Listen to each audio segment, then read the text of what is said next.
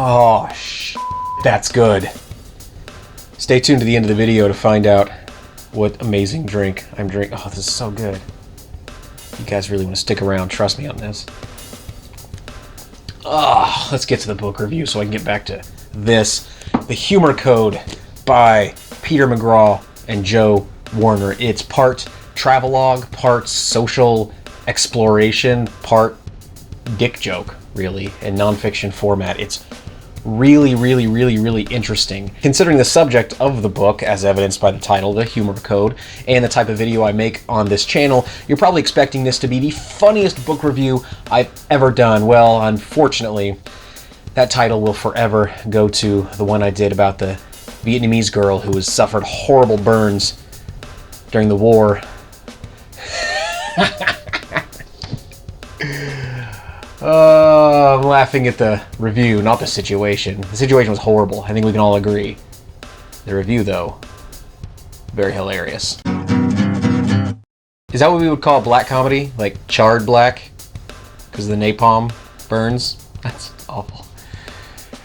Me, at the end of that joke, saying that's awful, is a way for me to make the violation that I just created benign.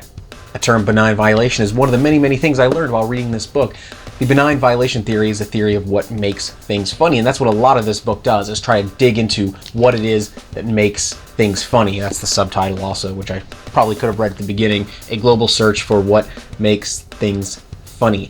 They do a great job of going to a lot of different cultures around the world and trying to understand the humor within those cultures and see if they're trying to find a unifying thread, something that makes something that universally unites all of what funny things are. Now, while there are many theories discussed in the book, the one that the authors tend to grab onto is called the benign violation theory, which basically means that you take something that violates something. I know that's a very broad way of saying it, but basically something that violates a social norm, personal norm, something that when placed into a context of what would be considered normal is abnormal. That's a violation. And the benign part comes in when that violation doesn't really hurt anybody. It's benign.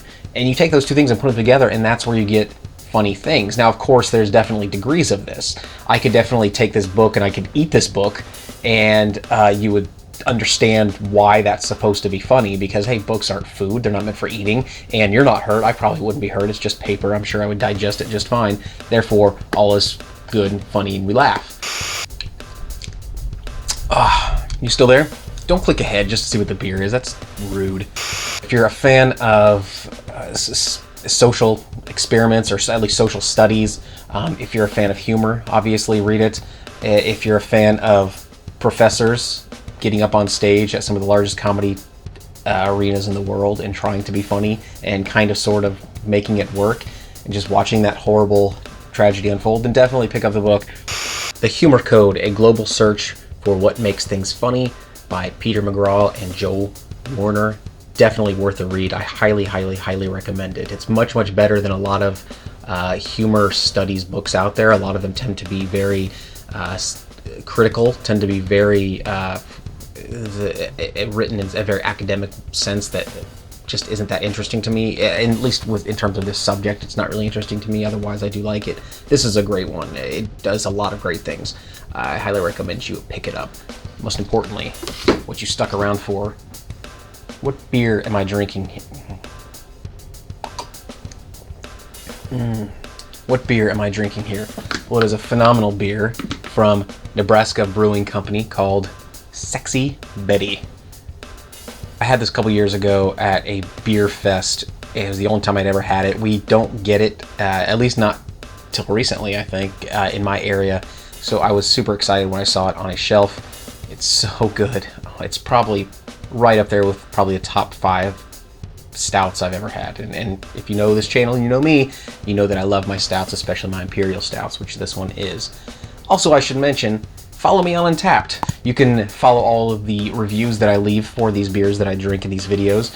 And when I say reviews, I mean that term very, very loosely. It's mostly me just being a smartass, but it's fun for all of us. Also, if you're not subscribed to this channel, please subscribe. This was a review video that you watched, but I don't always do review videos.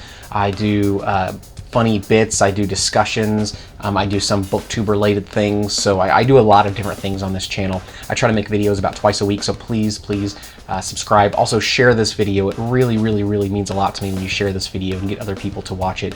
That's really what keeps me going. When you don't share, I get very panicky and I start hyperventilating, and people find me 3 days later dehydrated and rolling around in my own excrement, which might be worth it. So I guess don't watch or share.